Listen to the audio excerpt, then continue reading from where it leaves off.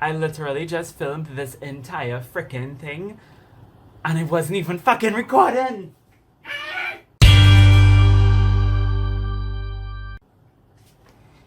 I hate this world so much. Oh my god, y'all. This is supposed to be a self-care reading vlog. Self-care thrown out the freaking window now. So anyways, let's talk about what I'll be reading this weekend. I'll be reading With the Fire on High by Elizabeth Acevedo. I'm halfway through this one and I'm enjoying it quite a lot. And I'm also going to be reading 10 Things I Hate About Me by RandaAbdel-Fattah, which I'm 100 pages in and I'm absolutely loving. So these are the two main books that I'll be focusing on this weekend. I do have some graphic novels that I would ideally like to read, but I'm not sure if I'll get to them. That is the My Brother's Husband duology. It is actually a 2-volume manga series. It's about this guy who's living with his daughter and he's been estranged from his brother for quite some time, ever since his brother came out as gay and moved away from Japan. And he recently hears that his brother passed away and his brother's husband comes to live with him and his daughter. So it's about them forming this bond for the first time and I guess him dealing with his perhaps grief and regret or whatever. With the Fire on High, if you didn't know, is about this girl called Imani who's dealing with a bunch of different things in her life. She loves cooking and she has this intense passion for cooking, but because cooking isn't necessarily something lucrative and because she has a lot to deal with on her plate, no pun intended, like, you know, finishing up her last year at high school, taking care of her 2-year-old daughter, helping her elderly grandmother out at home and working this really stressful side job, she just doesn't really feel like she has a bright future ahead of her. But an opportunity comes her way and she figures out a way to make everything work. And it's just a story about this young girl sort of coming of age and, you know, understanding that she has potential to be the best she could be. And it's a really beautiful story. So far, I'm about halfway through and I think it's great. I'm loving it. And then 10 Things I Hate About Me is set in Australia. It's about this girl called Jamila who is of Lebanese Muslim heritage. And she's attending this high school that is predominantly white and very racist. Now this book was published back in 2006, so obviously this story kind of takes place in the somewhat immediate post 9/11 era. So Islamophobia and xenophobia and racism were very much, you know, potently felt by a lot of Muslims in all parts of the world, but especially in places like Australia. So our main protagonist tries to pass as white in school. She dyes her hair blonde, she wears blue eye contacts, she calls herself Jamie, and nobody knows that she's actually Lebanese. And she's kind of living this double life, and the story is about how she's essentially trying to navigate that. But I'm 100 pages in and I'm starting to realize that it's a lot more. It's really a story about her family. It's a story about what it means to be a young Arab girl in Australia and how to, you know, sort of reconcile that with the fact that you are in a country that is your country but that doesn't see you as part of it. It's a really interesting story and RandaAbdel-Fattah always comes through with some good ass books. And even though this is an looks like something that comes from the Mean Girls era of entertainment, I definitely think it has a lot more substance to it. So I'm really enjoying it. And I do think that this will be like a 4-star or 5-star read, and this is definitely going to be like a 4-star read as well. So really loving both of these, and hopefully I'll love the My Brother's Husband duology. But y'all will have to stick around to see what I think for the rest of the weekend. Hi everybody, so I've been doing a little bit better today. It is Saturday afternoon and I started back reading some of 10 Things I Hate About Me. And I wanted to talk about something that it's not necessarily a problem that I have with the book, but it's just something that kind of confuses me a little bit that I wanted to talk about. And that is that, you know, in this book, it's not that she's just trying to be white adjacent so that she could fit into school, right? Like, I know that there might be a situation like this where perhaps the person tries to fit into white culture and maybe they might lighten their skin or bleach their hair or whatever to try to fit in, but people still would at least know their heritage, but they just sort of accept them because they choose to be like a model minority who assimilates into the culture and whatever. But that's not the case with this book. Like, she's flat out lying to everybody in school. Like, everybody thinks she's a white girl. She's legit keeping it a secret. Nobody knows that she's Lebanese. And I find that a little bit hard to believe because I feel like at some point people will know. Like, I was just reading a scene, right, where the teacher was talking to one of the other kids in class and they were saying, Mr. Clarkson, his name is Peter Clarkson. You know, teachers, when they say this, sometimes they refer to kids as like Mr. something or Miss something or whatever, like their last name. And the teacher was referring to the kid as Mr. Clarkson. And like, I mean, Jamila goes by Jamie in school, so nobody knows her real name is Jamila, but her real name is Jamila Tawfiq. So wouldn't at some point the teacher would read their role and see that her name is Jamila and call her Jamila or call her Miss Tawfiq?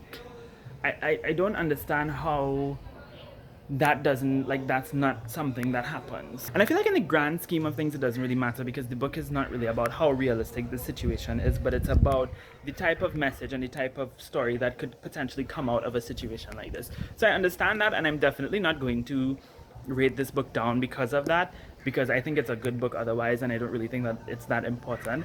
But if you're somebody who, you know, you like your stories to be realistic and you don't like any kind of little plot holes or something, that might be something that might potentially bother you. Again, I'm not finished with it, so maybe it might be explained later on how she manages to evade that. But that was just a thought I have while reading it. Wow, I feel like this entire vlog is just me looking like a hot mess. So it is the wee hours of Sunday morning, and I have to get up this afternoon. Because I have to go to school to help do something. I'll talk about that a little bit tomorrow when I film about it. But I am 200 pages now into 10 Things I Hate About Me, and I love this book so much, y'all. Like, I'm enjoying it more and more as I progress through it. I just think it's so fun and so entertaining and such a wonderful story. And I also read volumes 1. This is volume 1. I don't know if you could see that properly in the light, and it's bad. But yeah, I read volumes 1 and volume 2 of My Brother's Husband. I didn't say the name of the author. Gengaro Tagami, or Gengaro Tagami. I'm not sure how you say his name. Sorry about that. But yeah, oh my god, yo, I freaking love this duology. It was so freaking cute. First of all, I'm so uncultured. Like, this is the first time I've ever read like an actual manga before in my life, and I was confused when I first started reading it because I'm reading on my Kindle, and like I'm reading it and it just, like, the way that they're saying things doesn't make sense. And then I realized that I'm supposed to be reading from right to left and not left to right, so that was a little funny thing that happened there. But oh my god, it was so freaking good. I loved it. I read both volumes. I thought that the story was going to center more on regret, but it's really more about this man, who's the main protagonist, unlearning homophobia through forming this really beautiful relationship and bond with his brother-in-law, who he never met and who he's only now meeting after his brother dies. And it's also about the relationship that he forms also, that his daughter forms with this guy who's her new uncle, who she's fascinated by. And it's a really fantastic duology that touches on so many different things. You know, unlearning homophobia is definitely the main aspect of it. Family and, you know, what it means to be family is definitely a huge theme in this book. Cultural differences is something that was addressed at times. The innocence of children is something that was definitely prevalent throughout the story. It was just such a beautiful read, and I really enjoyed it. It was a lot to take in because I read both volumes in one sitting. Maybe it took me like about 2 hours or so to read like the full thing. But it was absolutely phenomenal. I absolutely loved it. Hi everybody. Okay, so it is Sunday afternoon. It's around 2 p.m. and I'm not finished with 10 Things I Hate About Me as yet. I still have like about 50 pages left. There are parts that make me emotional. There are parts that make me laugh. Like, this book is just such a mixed bag of so many different things, and I'm enjoying it so freaking much, as I said in the last clip. I do have to say though that one thing that I didn't really like, the sister in this book, who I was really loving, like, she's one of my favorite characters, kind of makes like a decision about her life coming down to the end that I didn't quite get. Like, I don't get like how she went from the person that she was to making that decision. Like, it just didn't really mesh. It didn't really make sense for her character, and I was like, really, sis, that's what you plan to do with your life after all what you went through? Like, that's your ultimate decision? I mean, different strokes for different folks, but besides that, I really have no qualms with this book, and I really don't think that I was expecting it to be like very problematic and stuff, considering that it was written in 2006, but I should have used my better judgment, because RandaAbdel-Fattah just delivers a good story. But I have to head to school now. I'm going to go and get ready and head to school because I don't know if I mentioned this on my actually I didn't mention this on my channel. We started a Catcalls of UE. So if you don't know what Catcalls of NYC is, it's basically this Instagram account where they basically take chalk, sidewalk chalk, and they chalk up the side of the road, and they speak back against street harassment and that kind of stuff. We're doing that on my university campus. It's called Catcalls of UE, Catcalls of the University of the West Indies, and it's been gaining a lot of traction. Like, our Instagram page has almost like 600 followers at the moment. So it's just incredible to see how much traction it's been gaining. So today I'm going to help a couple of my friends who I'm working with in the project. It's part of my department. I'm in the Institute for Gender and Development Studies. So my department has like a extracurricular group, and it's through the group we're conducting this project. So I'm going to help some of my friends today chalk up the ground. We have some more places that we're going to do some chalking on, and then we're going to take pictures and post it on Instagram, and it's just going to be amazing and fun and fantastic. So yeah, if you want, you could follow the Instagram. I'll link it down below, wherever. But yeah, for now I will take you all on that journey with me and show you all what we'll be up to today.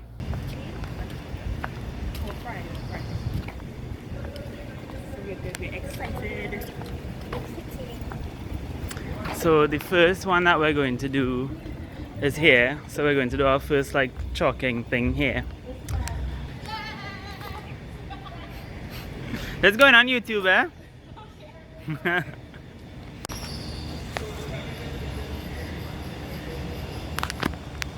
An artiste, we stand. With an E, artiste. With an E. With an E, okay? We're not just artists, we're artists. This is what a hard worker looks like. I'm sweating. I've seen that back arch too. This is our workout. Yes. This is a real workout, you know. Nobody's ever tell you choking would be so hard. I don't need to start back, no gym. Saajid, how you get abs so quick while I'm choking? I'm the whole of you. Yeah, well, that's our workout. Alright, fellas, we following, or fellas and Carol, we following at Catcalls of UE, because that's where all the cool kids are at, right? Yeah, so always better follow our page. And stop catcalling, no street harassment, and mind your own business. That's all you need to do. Is it contradictory for me to say the word hose when talking about sexual harassment? I mean, it might, but it depends on your perception of the word who. Just, it's been recontextualized. Yeah. We're reclaiming our word. Yes. Are we recording the whole message? Yeah. I mean, I kind of already did, but Yes. the queen herself. Yeah. This is the one who started the project. The queen Big ups to herself. the queen. So we just finished that one, and the Joker came, and he's supporting us.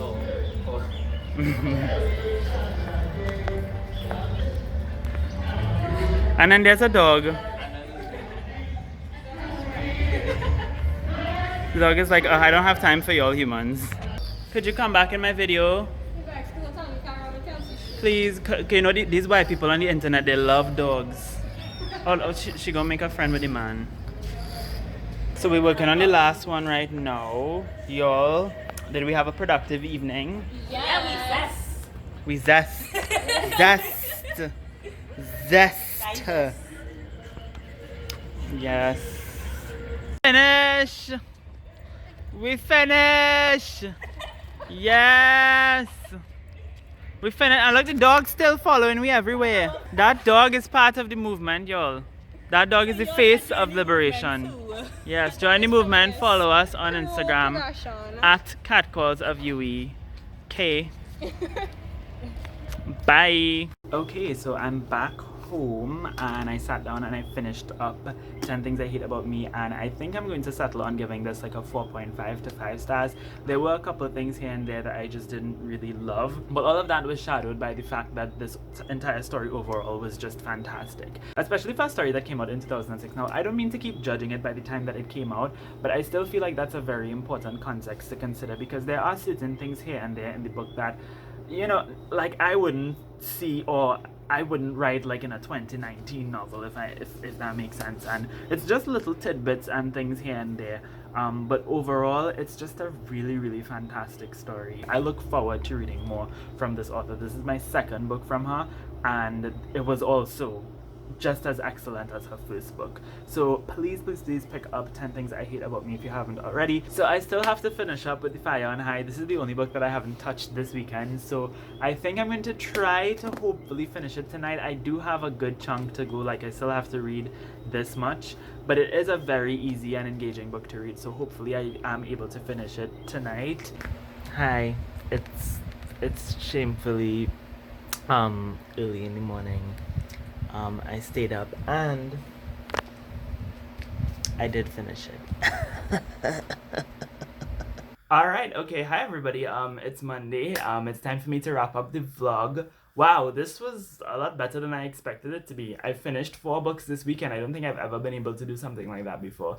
Granted, I did start one of these books before the weekend, but I did it. I read 4 books and I'm really happy about that. I'm really proud of myself. I want to talk a little bit in detail first about With the Fire on High, because I feel like this is the book that I paid the least amount of attention to. Yeah, I sort of mentioned it at the beginning of the vlog, and then I mentioned that I finished it at the end of the vlog, but I didn't really talk much about my thoughts on the story as a whole. So I'll start off with the things that I liked, and I mostly like this book more than I dislike it. It's definitely like a solid 4-star read for me. So one of the main things that I liked about this book was that it was a positive representation of a young girl who is a teen mom, and I think that is so incredibly important, because a part of the young adult experience is being teen parents, right? Because some young adults are parents. So I think it's great to see a story about a young teen mom who has all of the obstacles, right? And is going through all of the problems that would come with being a teen mom. But the story doesn't really center on her being a teen mom. It's definitely a huge part of the story and a huge part of her identity. But the story isn't about a teen mom. You know, it's about a young girl who's fulfilling a passion, who's trying to fulfill her passion. And she so happens to be a teen mom. And I think that it is so incredibly important to have a story like that, so that young adults who are teen parents and also young adults who are not teen parents could see a story where somebody who is a teen parent is thriving, so that we could kind of, you know, demystify that whole narrative of teen parents being chaotic and disorganized and irresponsible and all that kind of stuff. It is such a necessary thing to see, and I'm really glad that Elizabeth Acevedo included that as a part of this story. The next thing I really liked about it is that we're seeing the story of a young girl who's pursuing an unconventional career field. You know how everybody tells you need to go into law or business or, you know, medical science or this or that or whatever. And here we have a girl who has a passion for cooking, right? But who doesn't really have a lot of the privileges that somebody else who could potentially want to pursue culinary arts can do. She's a young black girl from a working class background. She has a kid. There's a bunch of things in society working against her. And she just doesn't really feel like, you know, pursuing cooking is a feasible option as a career. But then she learns that it is, and that she shouldn't doubt herself, and that she shouldn't, you know, undermine her own passions. And that's what I really liked about this book. It's a story that adds value to the arts, and particularly the culinary arts, and I really appreciated that. And the next thing I liked about this book is the representation of the main character's culture and that connection to cooking. Cooking is just so incredibly important. It's not just about feeding yourself and, you know, it's not, and, you know, preventing hunger or whatever, even though that's the main purpose of cooking and eating. It's also it comes with this huge cultural baggage and history, and that was very much represented in this book, and it was very much seen in the main protagonist's relationship to her food, especially as a young black girl in America. She's Black American on one side and Afro-Latinx on the other. So it was nice to see also that sort of cross-cultural representation as well. I also really love the writing as well. If you've read The Poet X, Elizabeth Acevedo's writing is definitely still very poetic in here, even though this book is written in prose. So I really enjoyed that. And the short chapters and little anecdotes we get in between about the main character's life really made for an engaging experience. You just keep pushing through the book, even though it is quite long. Things that I didn't like, I would say that halfway through the book I got a little bit disinterested, and I eventually kind of started skimming certain parts. So at some point I got a little bit bored with it, unfortunately. I guess if it was a little bit shorter, maybe I would have not really had that issue with it, because it is almost 400 pages long. The next main issue I have with this is the boyfriend Malachi. Now, I didn't really see his purpose. The only purpose he served to me was showing that, you know, a teen mom especially could still find love and could still have a teenage, you know, romance, even though she has a child. And yes, there are nuances and responsibilities that you would have when you have a child dating somebody versus not having a child and dating somebody, and that was addressed in the book. But it was still cool to see a relationship where the guy didn't mind, you know, and I think that's incredibly important. But I just didn't really get him overall. I found that he was very nice guyish and very one-dimensional, and there wasn't much to him for me personally. And I also felt like there were times where he would just kind of touch her hair, and in the beginning when he liked her, he was sort of pursuing her even though she was telling him to back off, and that was seen as kind of romantic and, you know, edgy or manly, whatever. And I guess some people like that, but for me, that just kind of felt weird. I don't know, maybe that's just me. But yeah, overall, 4 stars. It was really, really good. And just to reiterate the other things that I read, you're probably tired of me talking about 10 Things I Hate About Me by RandaAbdel-Fattah, but y'all, loved it. It was amazing. I love this story so much. As I said in the beginning of the vlog, or at some point during the vlog, I can't even remember, this story transcends what the summary makes it out to be. You'd think that this is just a story about a young girl who's trying to hide the fact that she's Lebanese, and that's only really part of it. This is a story about a young girl and her family, really. And it's about her trying to navigate these multiple contradictory identities that she occupies. And it's such a wonderful story when it comes to all of those different things. I loved it. I love RandaAbdel-Fattah. 4.5 stars. It's incredible. Please read it. And then finally, I read the My Brother's Husband duology, volumes 1 and 2. Looking back on it, I loved both of these volumes. I gave them both 4 stars each, and the only reason why I didn't give them each 5 stars is because I felt like as singular volumes, they didn't really stand well on their own. I know that when you're reading a series, like, no book is supposed to stand alone, obviously, but there needs to be at least one arc, overarching arc in each book, right? This story felt like there was no arc, and when one ended, the other one just picked right back up. It could have easily just been one big book, you know, and that's the only critique I have of it as a whole. But if I had to rate the whole duology as a whole, I would give the whole thing 5 stars. I loved that this was a story about unlearning homophobia. I love learning a little bit more about Japanese culture. I love seeing, you know, the interaction between these Japanese people and this white Canadian man. I love the little girl in the book. She's so cute and so innocent. Everything about this story was just really, really fantastic. So if you want to read a quick, short, cute graphic novel series or manga series, please pick up My Brother's Husband. If you want to read some cute young adult novels about young girls trying to find themselves, then read With the Fire on High and 10 Things I Hate About Me.